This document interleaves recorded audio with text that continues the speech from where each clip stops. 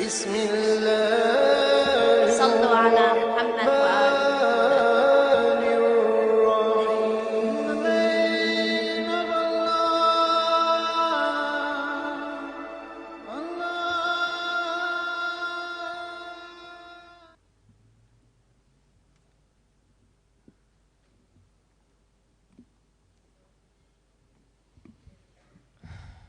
رحم الله من قرأ الفاتحة مع الصلوات.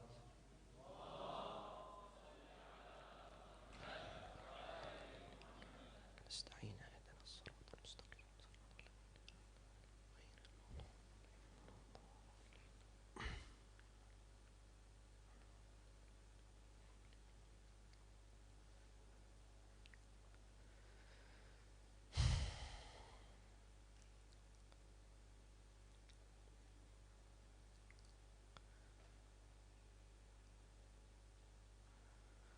صلى الله عليك يا رسول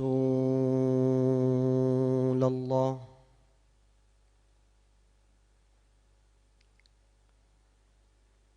صلى الله وسلم عليك يا سيدي ويا مولاي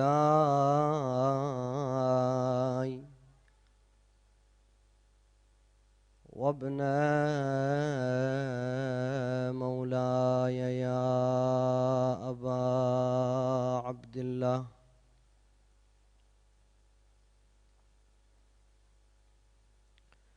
يا رحمة الله الواسعة ويا باب نجاة الأمة ويا عبرة كل مؤمن ومؤمنة،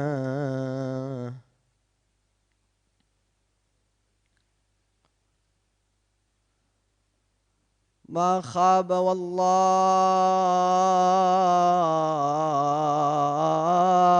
من تمسك بكم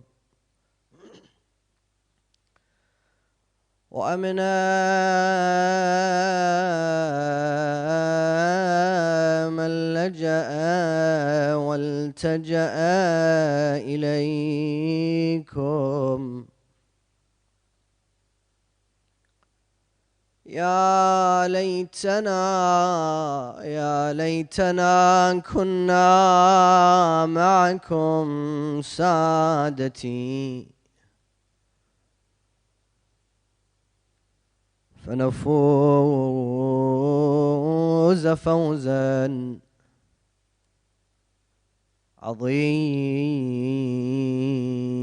عظيما. قال الله تعالى في محكم كتابه الكريم: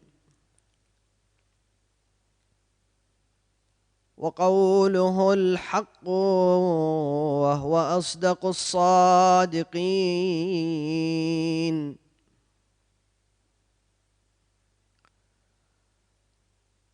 أعوذ بالله من الشيطان الرجيم. بسم الله الرحمن الرحيم. ألم يأن للذين آمنوا أن تخشع قلوبهم لذكر الله أن تخشع قلوبهم لذكر الله وما نزل من الحق. Bless your gathering with a remembrance upon Muhammad wa Ali Muhammad.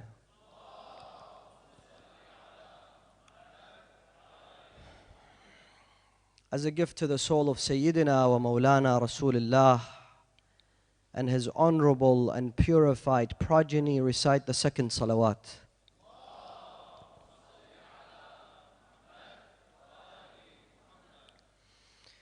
For Allah to shower onto this gathering with His infinite mercy and compassion, and to hasten the reappearance of Sayyidina wa Mawlana Sahib al-Asri wa Zaman, recite the third salawat with the loudest of your voices. Allahumma salli ala Muhammadin wa ali Muhammad.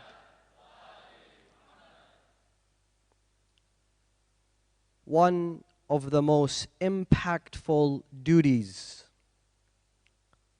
of an Islamic scholar is to be able to determine the reliable sources from those sources that are not reliable within the Islamic literature. One of the most important tasks of any student of the Islamic sciences is to be able to determine the fabricated statements, the fabricated hadiths within the Islamic literature. And one of the most difficult tasks of anybody involved in Islamic sciences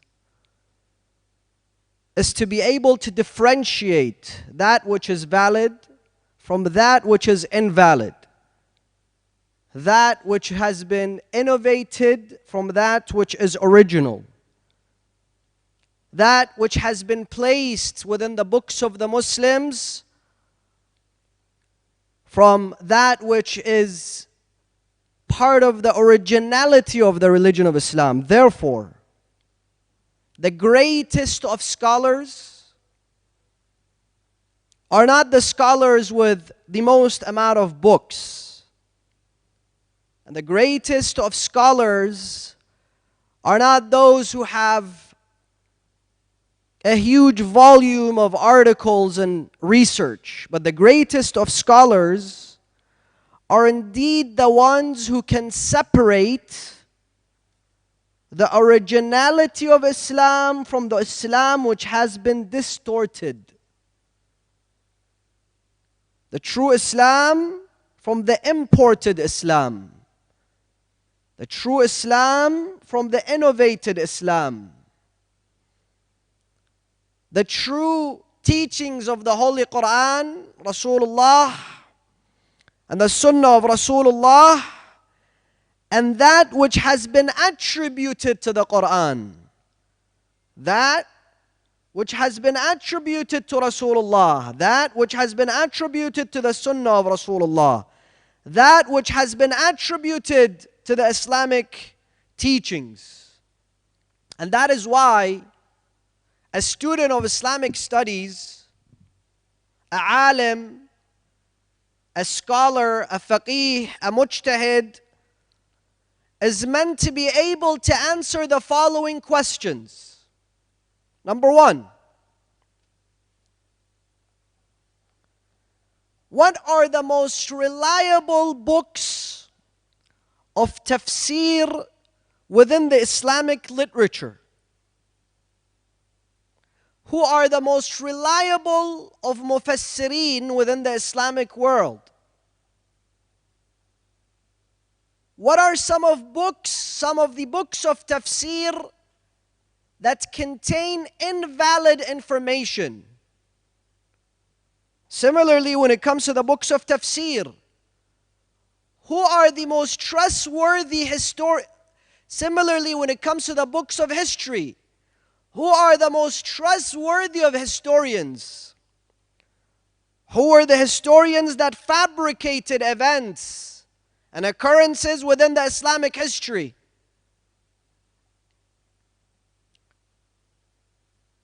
And when it comes to the world of hadith,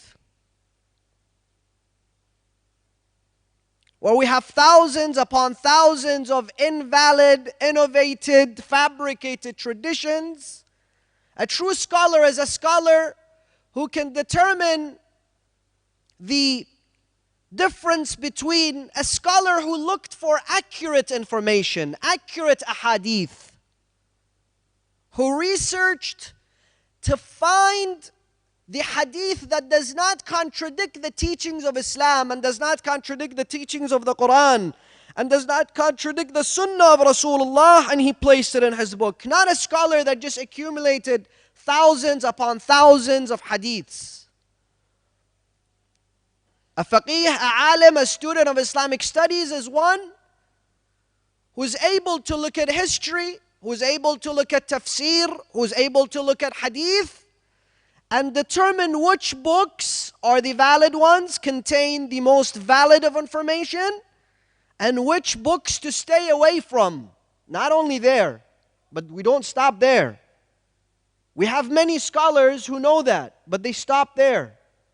A true scholar and a true alim is the one who does not stop there, but informs his community and his congregation and the Islamic ummah and those who follow him and those who listen to him of the fabricated lies that lie beneath those books. The invalid information must be exposed.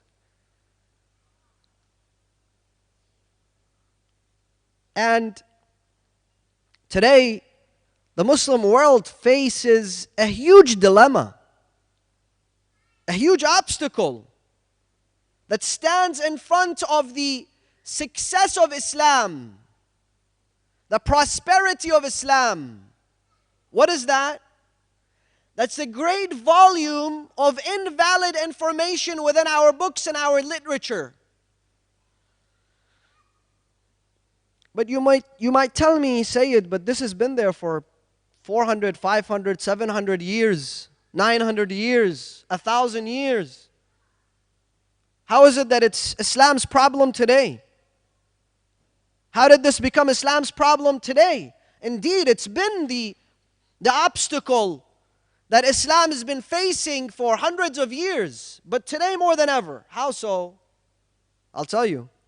Because 200 years ago, 400 years ago, 700 years ago, people would sit in their villages in local mosques, local madrasas, and they would say those things. Whether it's a historic event that they talk about, or a hadith, or a tafsir, or a fatwa, and 50 people, 100 people, at most 1,000 people would hear it. The effect was minimal. Today, whatever we say is going to be shared in this global community. Muslims, non-Muslims, educated, uneducated, politically motivated, malicious people, everybody will have a hold of that information, whether it's clips of lectures or segments of books.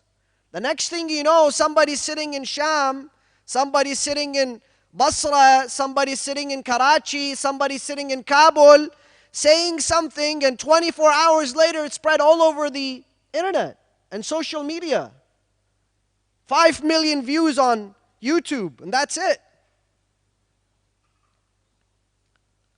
And scholars that work day and night, scholars that strive to empower the religion of Islam, to enhance the reputation of Islam, to teach the true teachings and principles of Islam, then are questioned. For example, you sit there for so long saying that it is not part of the akhlaq and the moral and ethical standards of the Ahl al-Bayt to curse anybody, to use foul language against anybody, to disrespect anybody. Sab, to call someone names, it's forbidden. It's never part of the akhlaq of Ahl al-Bayt. Obviously, Allah subhanahu wa ta'ala uses la'an. La'an is something completely different. La'an is to ask Allah to remove the mercy that He has from His enemies. That's a dua, that's a prayer. But to use foul language, to call people names, to disrespect those who they revere. That's not part of the teachings of Ahlul Bayt. In fact, Amir al-Mu'mineen wa Mawla al-Muwahhideen Ali ibn Abi Talib, in one of the battles, he saw some of his companions stand there and use foul language, call others their enemies. They were calling them names. Amir al-Mu'mineen says, أَلَا أَكْرَهُ لَكُمْ أَن تَكُونُوا سَبَّابِينَ. I would hate for you to be people that use foul language and call people names. بَلْ قُولُوا مَا فَعَلُوا. Tell people what they have done. For when you tell people what they have done, they will automatically assume and conclude what type of people they are. Similarly, many other elements that take place today that defame either the religion of Islam or defame the madhab of Ahlul Bayt. And scholars that are striving to enhance the reputation and the status of the madhab of Ahlul Bayt or the religion of Islam now have to come and clean up this mess. You work for years and years and years, and someone just comes and says something or puts out a clip for 5 minutes and destroys all the work of every single alim. Therefore, we have to be careful. We have to be cautious. Especially when it comes to invalid information. That's what I'm calling it. Invalid information. Whether it's innovation, fabrication, lies, people just made up things and put them in the Muslim books. This is invalid information. We have to be very careful when it comes to this invalid information.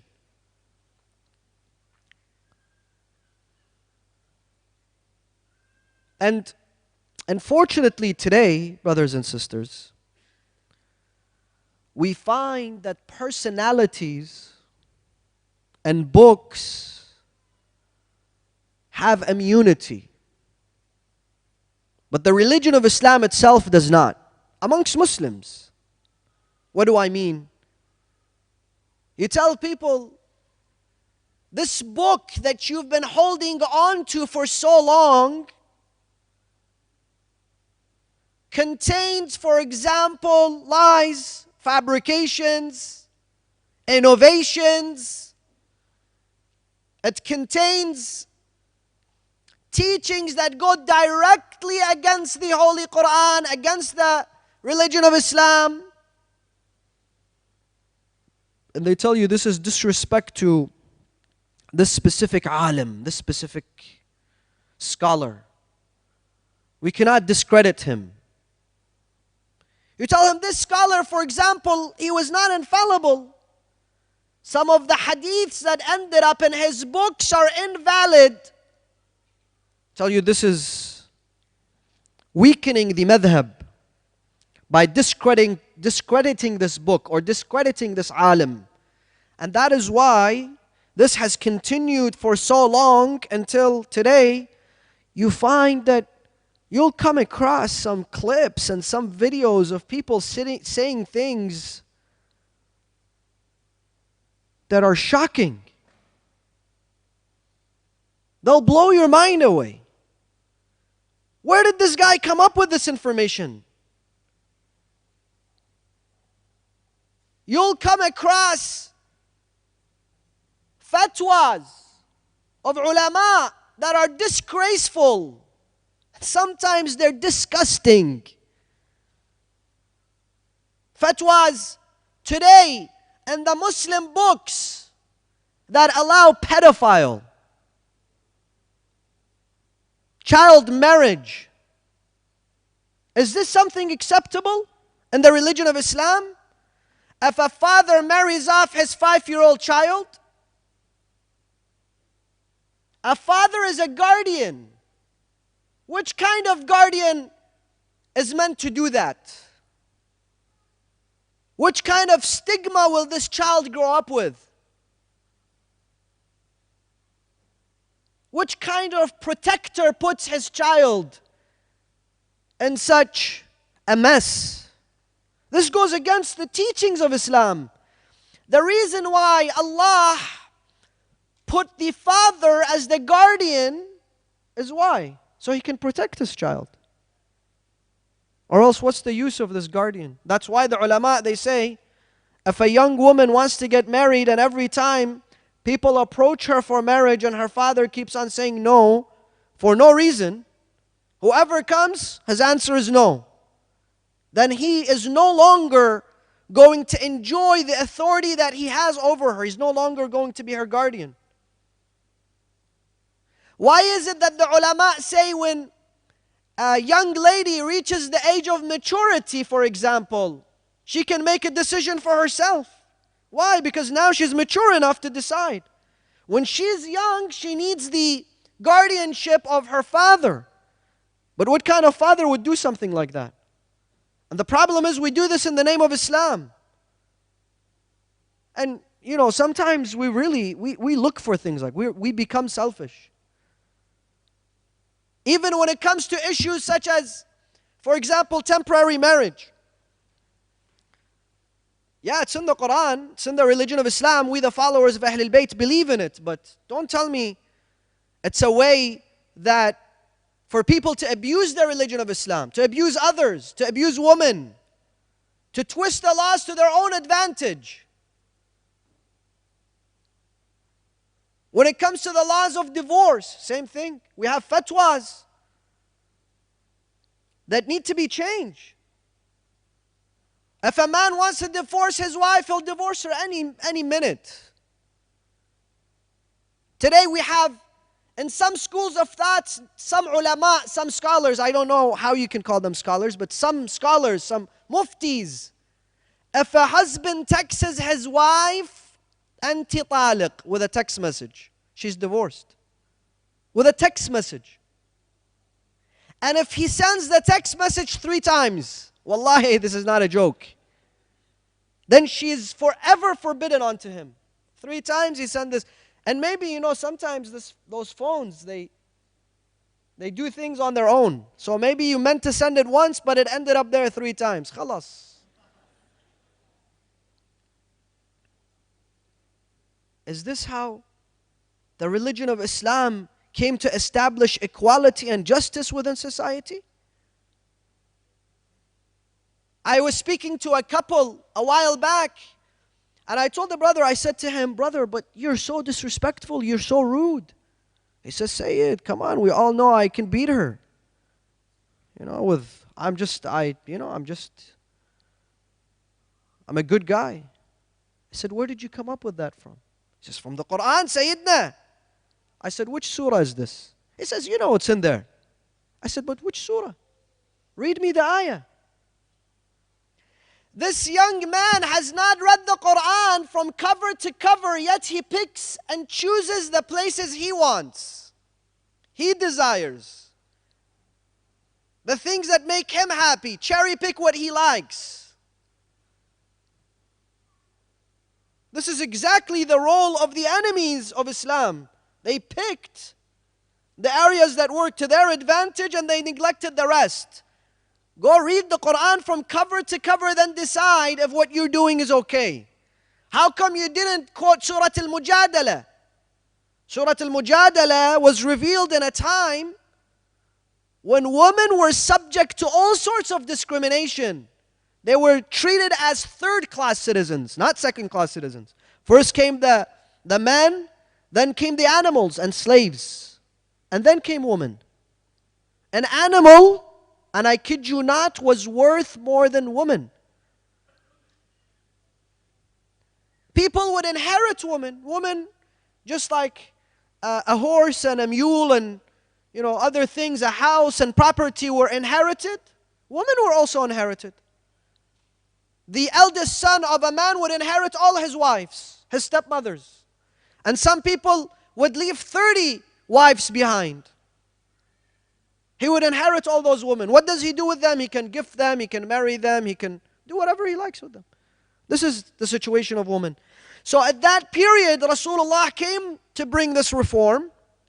And here comes a man who's had a disagreement with his wife, and his wife leaves the house. So he says to her, where are you going? She says, I'm going to complain to Rasulullah. He says, Rasulullah, who are you? You're just a woman. She goes and she speaks to Rasulullah, and Allah sends down an entire chapter.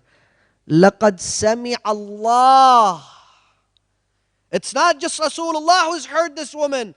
لَقَدْ سَمِعَ اللَّهُ قَوْلَ الَّتِي تُجَادِلُكَ فِي زَوْجِهَا وَتَشْتَكِي إِلَى اللَّهِ. This person has filed a complaint with Allah.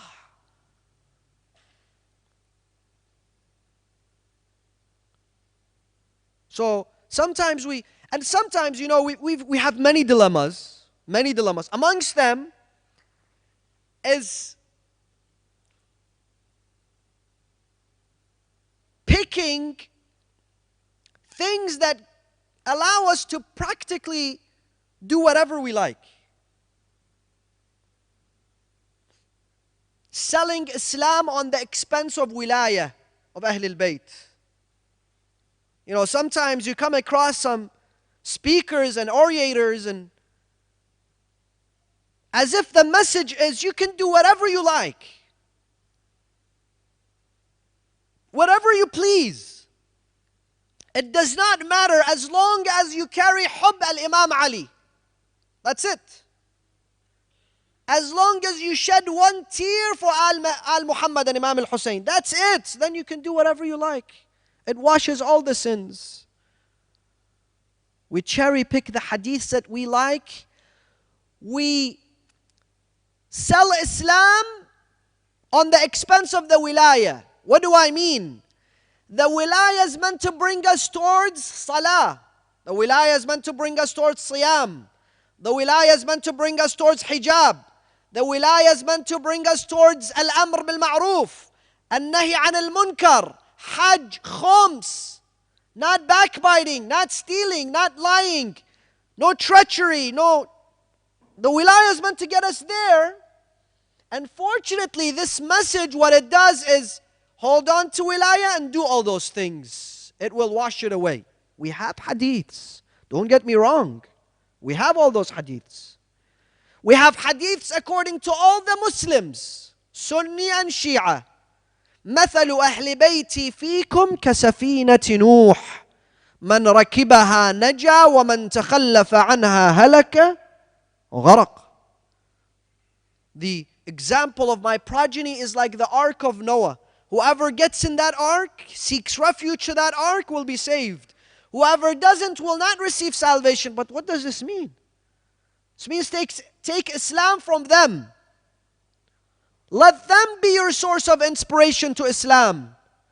And what did they say? Do you have a hadith from the Ahl al-Bayt that tells you go and do whatever you like, drink and fornicate and na'udhu billah, all the rest of those things, but then shed a tear for Hussein? Yes, we have hadiths.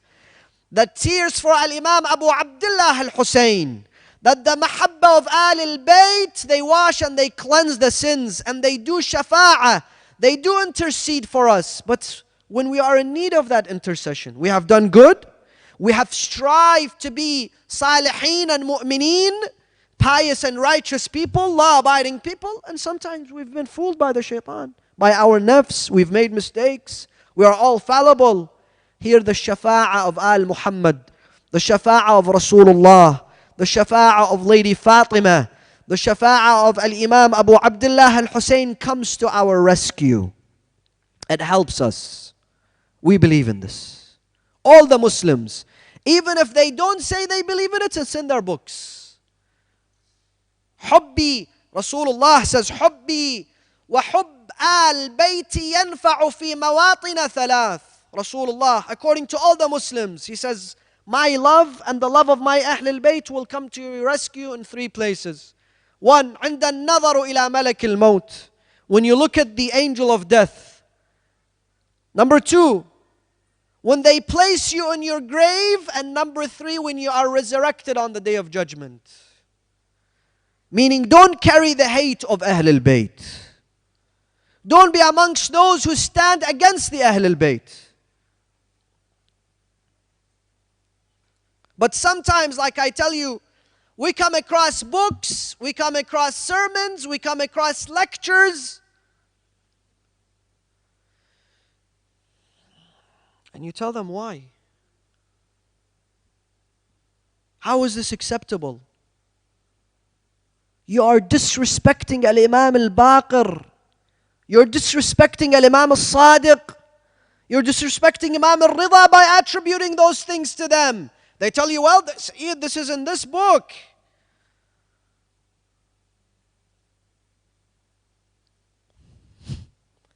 Is anything that's going to be in books allowed or accurate or valid? So just because you have a reference now, it's okay, it makes it okay? Go and study those references. Today our ulama have done extensive research. For example, go and read a research about Madinat al-Ma'ajiz by Sayyid Hashim al-Bahrani and the opinion of scholars in regards to that book. Go read, for example, the opinion of many scholars in regards to the books of Sayyid Ni'matullah al-Jazairi.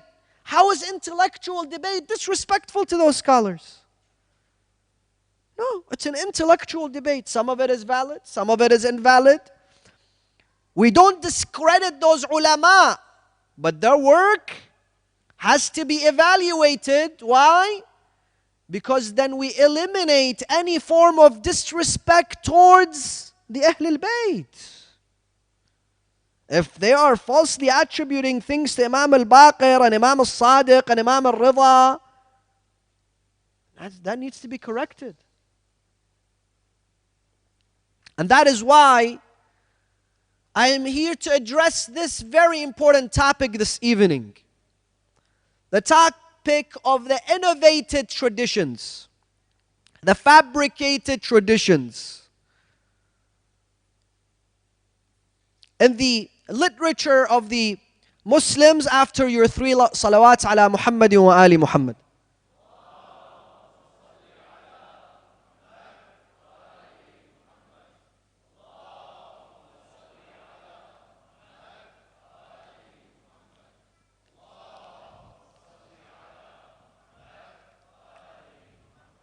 brothers, in the past couple of days, we were in a walk in the park.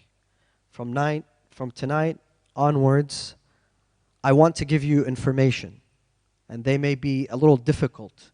So I need your undivided attention.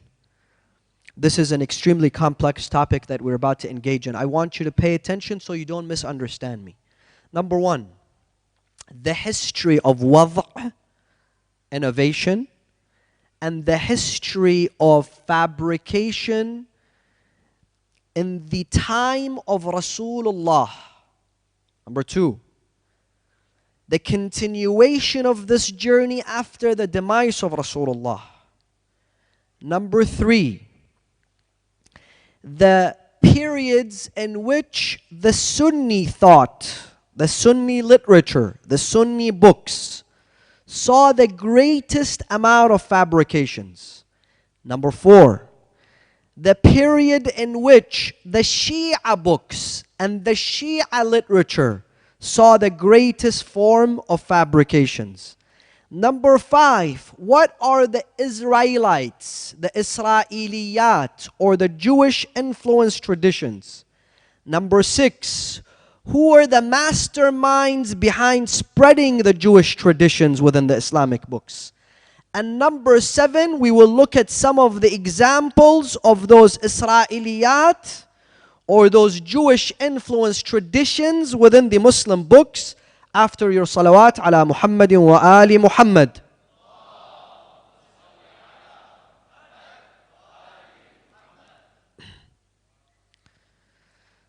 Allah subhanahu wa ta'ala has revealed two extremely important verses within the Holy Quran, both part of the discussion that we have tonight, and both revealed in the holy city of Medina.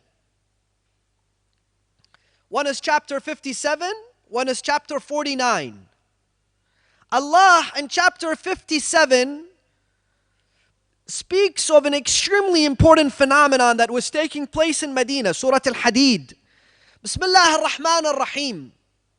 أَلَمْ يَأْنِ لِلَّذِينَ آمَنُوا أَن تَخْشَعَ قُلُوبُهُمْ لِذِكْرِ اللَّهِ وَمَا نَزَلَ مِنَ الْحَقِّ. Hasn't it been time for the mu'mins, for the believers, to feel humility within their hearts and khushu' within their hearts when they hear the Quran. Why was this verse revealed? This verse was revealed when the Muslims would hear the Quran, and obviously the Quran was almost complete in Medina.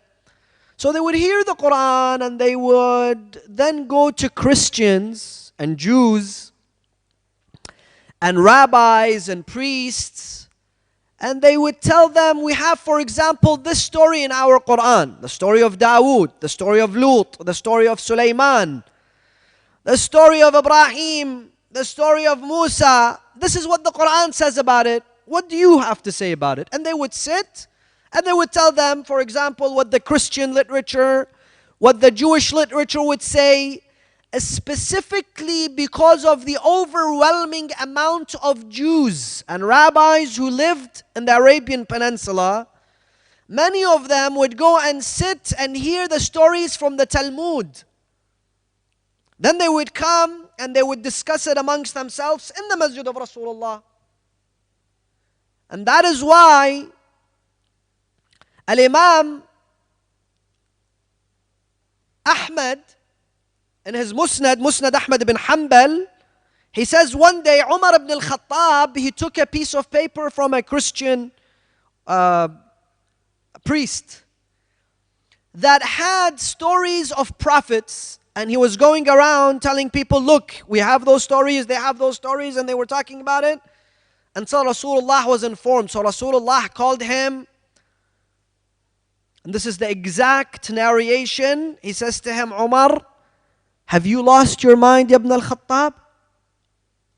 He says to him, why, Ya Rasulullah? He says, you've left the Quran and you've gone to this? And he forbid them from going and taking tafsir of the Quran. Interestingly, taking tafsir of the Quran from Jewish and Christian scholars. Instead of taking the Quran to the Jewish and Christian scholars, they were taking tafsir of the Quran from Jewish and Christian scholars. So that is why in Bukhari, if you look, there is a section, an entire section of hadiths in Bukhari. I don't have time to discuss all of this. I'll tell you the sections. Go and look at them. منع رسول الله من الاستماع أو التفسير من اليهود والمسيح. A section with all the hadiths that contain how Rasulullah forbid the Muslims in many occasions to take tafsir of the Quran from Christians and Jews. So what is happening? It was happening often. Sometimes Rasulullah would enter the masjid and he would hear them, for example, discussing stories, and he would say, where did you come up with this? And he would say, they would say, we heard it from this Jewish rabbi, or we heard it from the Talmud. Rasulullah would be upset. Sometimes he would tell them, Wallah, if Musa was present himself, he was present here today himself, he would preach that which I am preaching today.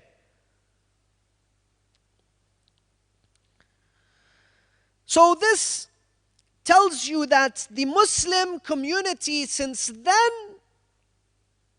was able to be distracted by other traditions. And I want you to keep this in mind. Was able to be distracted by other ideologies while the Prophet himself was there. And mind you, by the way, those guys were not people that were hitting the books all day and night and going and doing research, and they were illiterate people. So as Islam spread out and people learned how to read and write, and they were exposed to more cultures, and they were exposed to more scholars, and they were exposed to more books and literature, this became a greater problem within the Islamic world. And I'll get to that. But then Allah subhanahu wa ta'ala has another ayah within the Holy Quran that makes every Muslim alert when it comes to picking the right information out of our books and out of our hadith and out of our books of tafsir. That ayah specifically discusses the famous incident where Rasulullah sallallahu alayhi wa alihi wasallam sent Walid to a tribe to collect the zakat from them. He arrived there and he didn't enter the city. He came back. You all know the story. He came back to Rasulullah and he says to Rasulullah, Ya Rasulullah, they weren't praying. Ya Rasulullah, they weren't fasting. And I went to them and I asked them for the zakat. And they said, we are not Muslim, and they tried to kill me. So some of the companions, they said, how dare this man? How dare this tribe try to kill the ambassador and the envoy of Rasulullah? And how dare them not give the zakat? Let us go and annihilate them. Ya Rasulullah, let's pick up an army and go. Rasulullah said, hold on, wait. Let me send another ambassador. If this was true, if they tried to kill my ambassador again, if they resisted giving zakat, then we may do something about it. So Rasulullah chose Amir al-Mu'mineen and he sent him. Amir al-Mu'mineen went and he came back with the zakat. He said, Ya Rasulullah, they have masjids and they pray and they fast. So Allah reveals this ayah. Ya ayyuha alladhina amanu. O you believers. إن جاءكم فاسق بنبأ فتبينوا أن تصيبوا قوما بجهالة فتصبحوا على ما فعلتم نادمين. O you believers, when somebody brings you news, make sure you verify it. Make sure you ask. When somebody brings you a hadith, when somebody brings you a story, when somebody brings you a fatwa, verify it. Why? Because Allah subhanahu wa ta'ala says you will accuse certain people, you will go astray, and in the end of the day you will be regretful. True? How many times have we believed false news and then we're regretful? The next thing you know, we have so much regret. So Allah subhanahu wa ta'ala within the Holy Quran puts those two ayat as the foundation for our work. One, don't believe everything you hear. Verify those hadiths. Tell me who quoted this hadith. Who's in the chain of narrators of this hadith? Number two, make sure that you don't take corrupted information. Take the original teachings of Islam, not teachings of Islam that have been corrupted by other stories and traditions. And this continued after the death of Rasulullah. And I want you to listen to this. This is very important information for every Muslim. We're not here to point fingers at anybody or disrespect anybody, but we're here to simply speak what happened after the demise of Rasulullah. There was a man by the name of Ka'b al-Ahbar, Abu Ishaq. Please go and look him up. He was originally from Yemen. He was Jewish. They say he converted to Islam. Whatever it was, he may have converted, he may not have converted, but his intentions were to destroy the religion of Islam from within. He was a very smart man.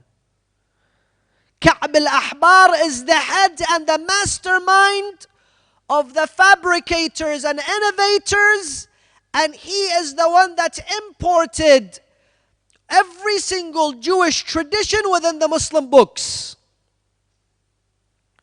The Israeliyat, the Israelites traditions. Go and look them up. Their founder is a man by the name of Ka'b al-Ahbar.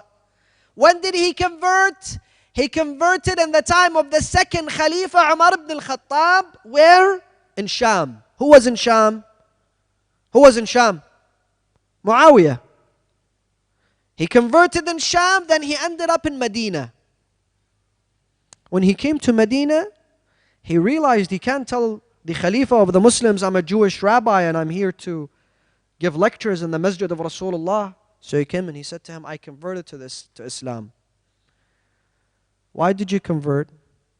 He says, I converted because I have found your description in our books.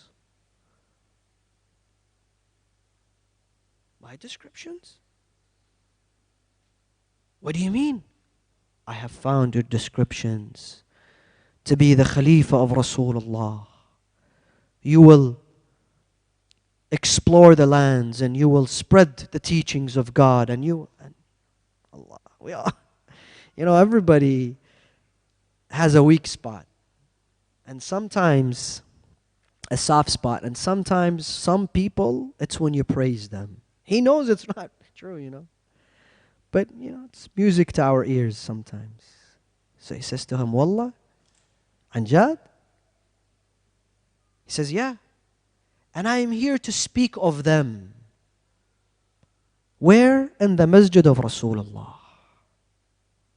Slowly this man made his way to the masjid of Rasulullah, to the pulpit and the minbar of Rasulullah. You know when?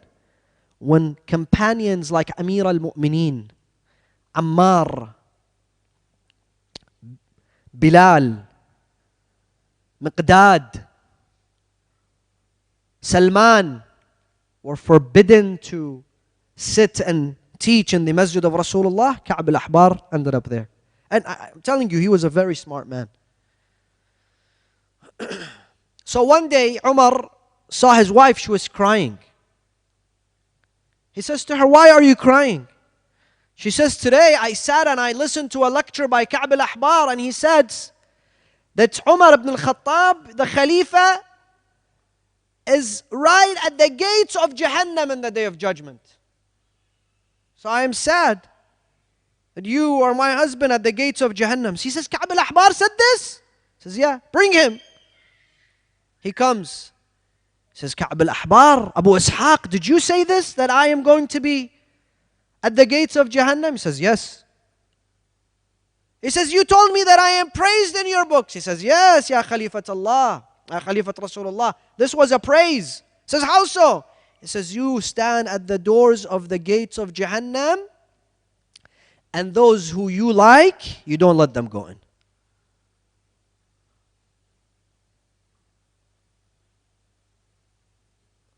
He sat there. Every story of prophets. Look at the stories of Musa. Musa obviously was a Jewish prophet. Go look at some of the traditions when it comes to the story of the Prophet Musa. Wallah, they are unbelievable. All that go back to Ka'b al-Ahbar and the Muslim books, Muslim traditions, Muslim literatures. Let me give you a couple of them. Unfortunately, we don't have time today.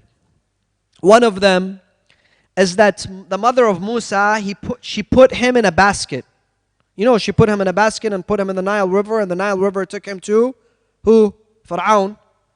She put a lock on that basket, and that lock was not, nobody can open that lock. There was one way to open that lock. And you can just tell this guy is sitting on the minbar and he's giving those stories and everybody's so interested. And here comes the basket, and the basket, they couldn't open the lock. So what happened? Well, guess what? There was one way to open this lock. How so? By saying the name of the mother of Musa on the lock. You say the name of the mother of Musa on the lock opens. This goes against the Quran. Before the arrival of the mother of Musa, Musa had been taken as an adopted son to Fir'aun. True, isn't this in the Quran? There was no lock. Wallahi, I kid you not, some scholars in the tafsir of this ayah, they tell you if you have a lock and you've lost the key for it, mention the name of the mother of Musa, it will open. Muslim scholars, Muslim ulama. Some of them says it took me 2 years to find the name of the mother of Musa, so I can give you the solution. Here it goes.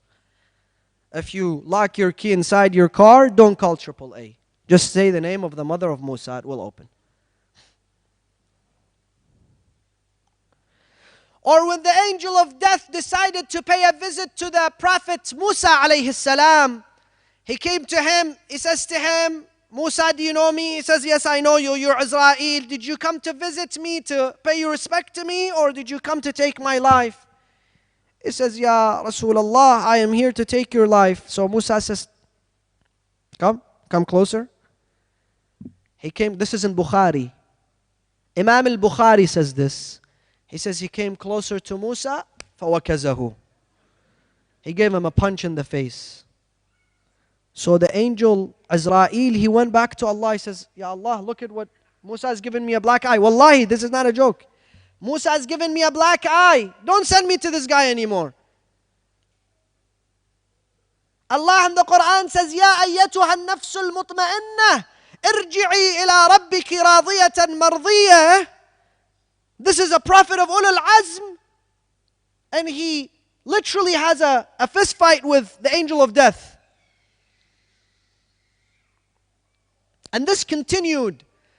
And that is why we have to look at the period in which the most amount of fabrications came into the Muslim books. Sunni books, the time of Bani Umayyah. This was the peak of the calamities. Allahu Akbar. You know, after Bani Umayyah ended their rule, Bani al-Abbas went after them very hard. You know the story. I've examined the government of Bani Umayyah and the government of Bani al-Abbas and the government, the Islamic governments in order last year in Muharram, so you can take a look. When Bani al-Abbas came, they went after the people of Bani Umayyah, those people who worked for them, those people who fabricated hadith for them, and they were fugitives. So Ibn al-Jawzi says that there is a man who's doing tawaf in the Kaaba, and he says, Oh Allah, forgive me. Oh Allah, samihni. Oh Allah. So he says to him, I told him, yeah, you are next to the Kaaba, you don't need to beg Allah. So what have you done? He says, I fabricated 50 hadiths. And now every Muslim is talking about them in favor of Bani Umayyah, and I don't know if Allah is going to forgive me. There was another man who confessed to one of the Khulafa of Bani al-Abbas at the time when he was being executed. He confessed, he said, I fabricated 4,000 hadiths in favor of Bani Umayyah. Al-Allama Al-Amini, in his book Al-Ghadir, it's an encyclopedia by one of our greatest scholars, mentions the name of 700 fabricators in the time of Bani Umayyah. 700 shuyukh. 700. They say the fabrications reached 40,000 traditions. 40,000 traditions.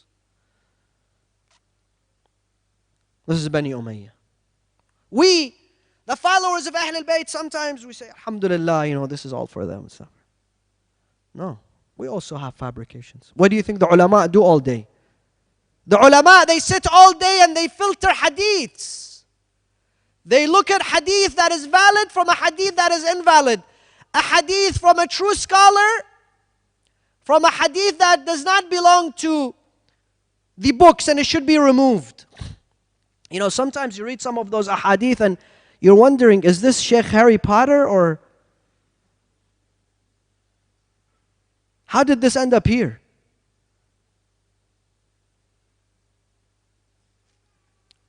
And we've had an era, brothers and sisters, and I've examined this era again last year. In the year 1500, for the first time, the Shia had a government by the name of the Safawi dynasty. I don't have time to talk about its details. But look, the Shia until then, they were prosecuted, they were scared, they could not write books, they could not have masajid, they could not have Husayniyat, they cannot do anything. And when the Safawi Empire was established, now they had unlimited freedom. And people abuse unlimited freedom. They don't know what to do with unlimited freedom. And that is why sometimes you find some books that were written in that period, that were collected in that period, that have brought the most amount of damage to Shia Islam today. They need to also be examined. They need to be filtered. We have some traditions, some people were dying, they say, we feel so bad. Why do you feel bad, Habibi? Because I fabricated traditions in favor of the Quran. Why would you do that? You fabricated traditions in favor of the Quran. Yeah, wallah, I saw people, they're not reading Quran, so I fabricated some traditions so they read the Quran. Sometimes they had good intentions. Sometimes they fabricated hadiths in favor of Ahl al-Bayt. They are called the ghulat, the exaggerators. MashaAllah, we have many of them.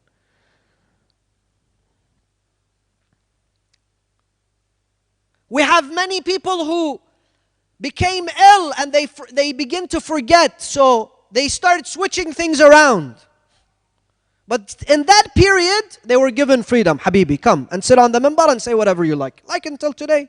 Whoever wants to sit on the minbar of Imam al-Hussein and we give him a podium and Hayyallah.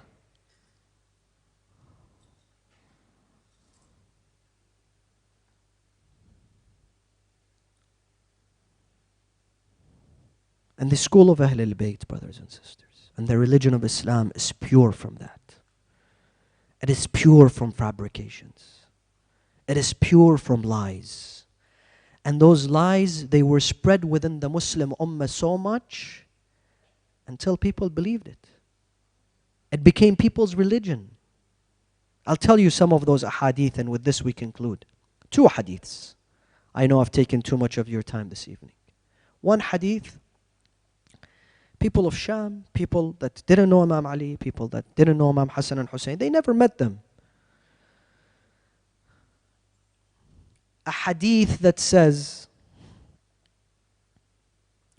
Al-Umana, Allah says, Umana, the trustworthy ones, عند Allah, the trustworthy ones, is lawh, you know, the plate where Allah writes our fate, Al-Qalam, the symbolic pen which Allah writes our fate with, Azrael, Mikael, Jibrail, you know them, right?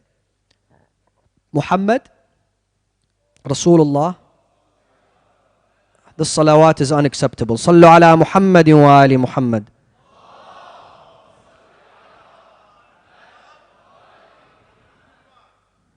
It's okay for the sisters, by the way, to participate in the salawat. Number 7, who do you think? Lawh, Qalam, Azrael, Mikael, Jibrail, Rasulullah, Muhammad.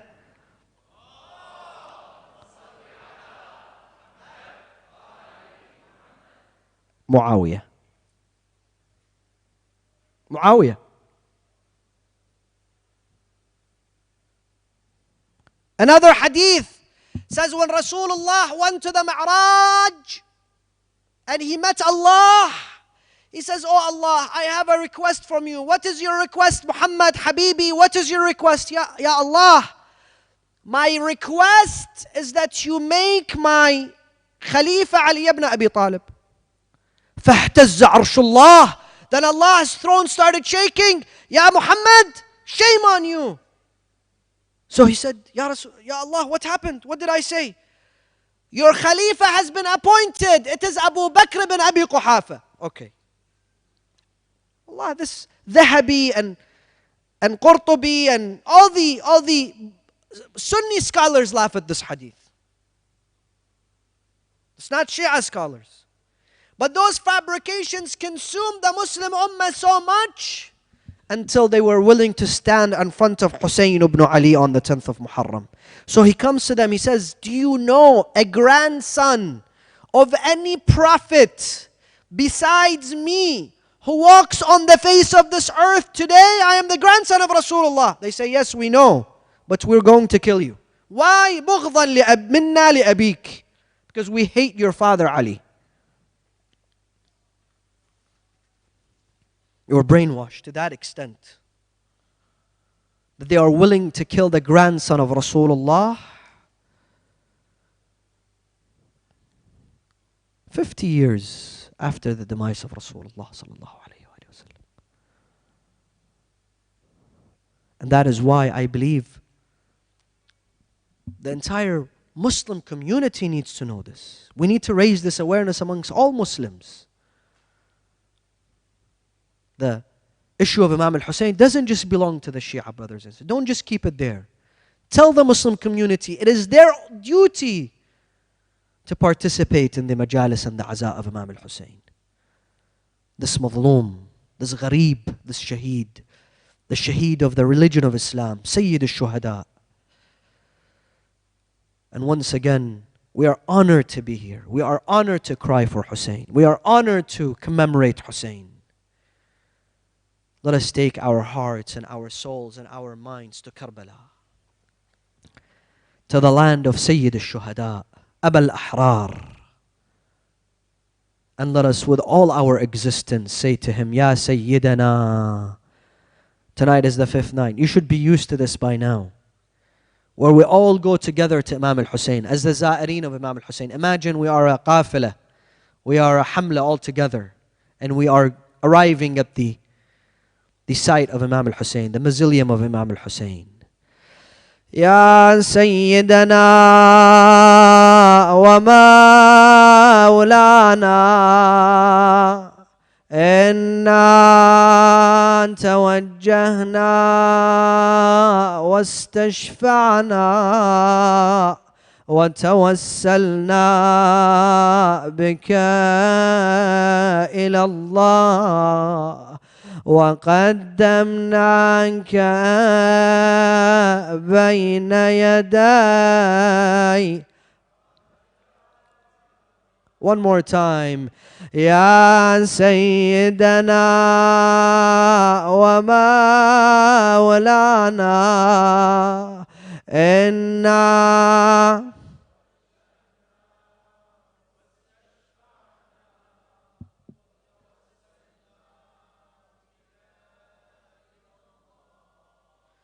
وقدمناك بين يدي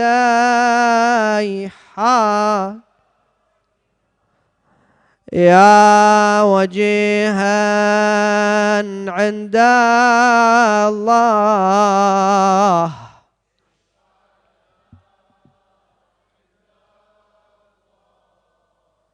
يا وجيها عند الله. Those who have special hajat, special needs, those who have ill ones, those who have asked you for dua, those who have asked us for dua. One more time, brothers and sisters. يا وجيها عند الله.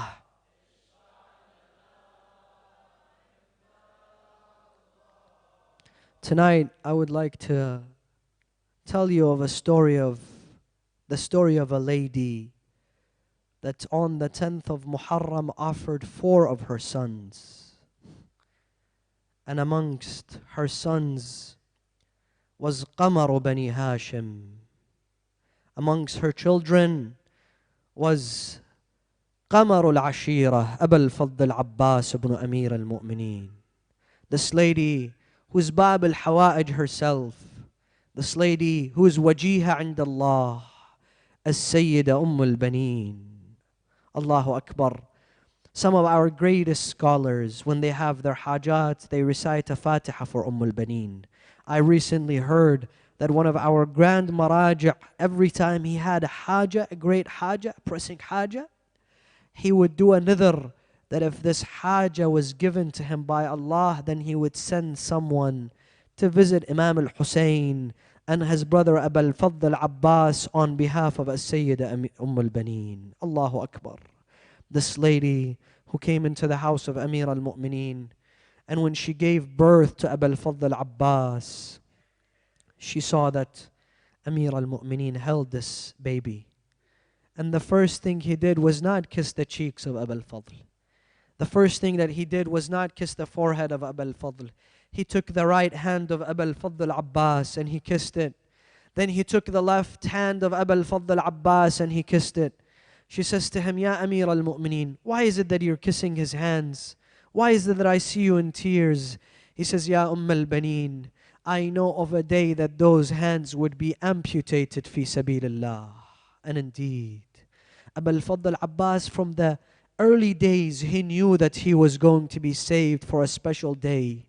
A day in which he has to stand in defense of his brother Al-Imam Al-Hussein salawatullahi alayhi. And this woman, she nurtured her kids to be the servants of Hussein, to sacrifice themselves for Hussein. And on the day that they were leaving Medina, she came and she said her goodbyes to her children. And she says to her children, make sure that you do not come back without Hussein, the son of Fatima. I would not be able to answer Fatima to Zahra on the day of judgment if she asks me, how come your children outlived Hussein, the son of Amir al-Mu'mineen and the grandson of Rasulullah? And yes, there was a day that the camp of Hussein ibn Ali returned to Medina. So they were standing at the doorsteps of Medina, and a poet came, an announcer came, and he stood at the forefront of Medina, at the gates of Medina, and he called out, Ya Ahla Yathrib, Ya Ahla Yathrib, لا مقام لكم بها. Oh, the people of Medina, you would not be able to handle this news. They came to him, they said, what is the news? He says, the news عند قبر رسول الله. Come to the grave of Rasulullah. I will tell you there. Why عند قبر رسول الله? Because this news pertains Rasulullah directly. يا أهل يثرب لا مقام لكم بها. ما الخبر؟ الخبر عند قبر رسول الله. يا أهل يثرب لا مقام لكم بها. People gathered, amongst them was Lady al-Baneen. She wants to know the news of the caravan of Imam al-Hussein. It's returning, but how is it returning? قتل الحسين فأدمعي مدرار. Hussein has been slain. Where is Hussein? Where is his head? Where is his body? الجسم منه بكربلاء والرأس فوق الرمح يدار. He says that body is in Karbala and the head is up top of a spear. It's about to come inside the city of Medina. As-Sayyida al-Baneen rushed to the house of Al-Muhammad. She rushed to the house of As-Sayyida Zainab. They had told them, don't let anybody enter the house of As-Sayyida Zainab. She needs rest. So they didn't allow anyone to enter the house. Sayyida al-Baneen knocked at the door. They said to her, Sayyida Zainab wants to rest. Sayyida Zainab hears her voice. She says, is this al-Baneen? They say, yes. Please let her in. The first thing that she says to Sayyida Zainab, wa musibatah wa Husayna. As Sayyida Zainab hears that she's mourning Hussein instead of mourning her son, she says to her, wa akha wa Abbas.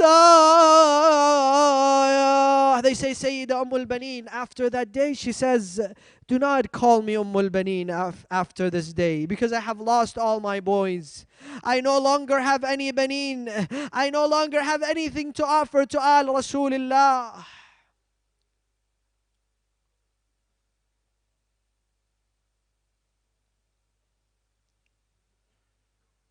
نسألك اللهم وندعوك باسمك العظيم الأعظم الأعز الأجل الأكرم. Let us raise our hands in dua, brothers and sisters, all together 10 times with the loudest of your voices. Ya Allah.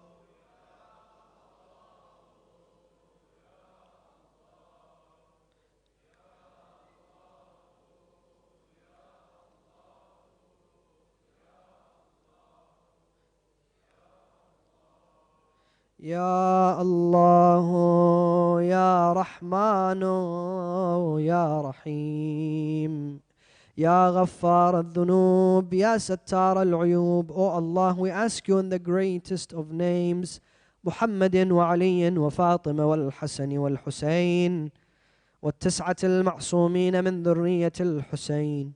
Oh Allah, every man and woman present in this majlis with a haja, give them their hajat. With a sin, forgive their sins. O Allah, shower onto the graves of the mu'mineen and mu'minat with your compassion and forgiveness. Hasten the reappearance of Sayyidina wa Mawlana Sahib al-Asri wal-Zaman. Allahumma arzuqna ziyarat al-Husayn. Allahumma arzuqna shafa'at al-Husayn. اللهم اغفر للمؤمنين والمؤمنات. اللهم شافي وعافي كل مريض. اللهم سد فقرنا بغناك. غير سوء حالنا بحسن حالك. اللهم اقض عنا الدين وأجرنا من الفقر إنك على كل شيء قدير. وإلى أرواح المؤمنين والمؤمنات والعلماء والشهداء وخدمة الحسين نهدي جميعا ثواب سورة المباركة الفاتحة مع الصلوات.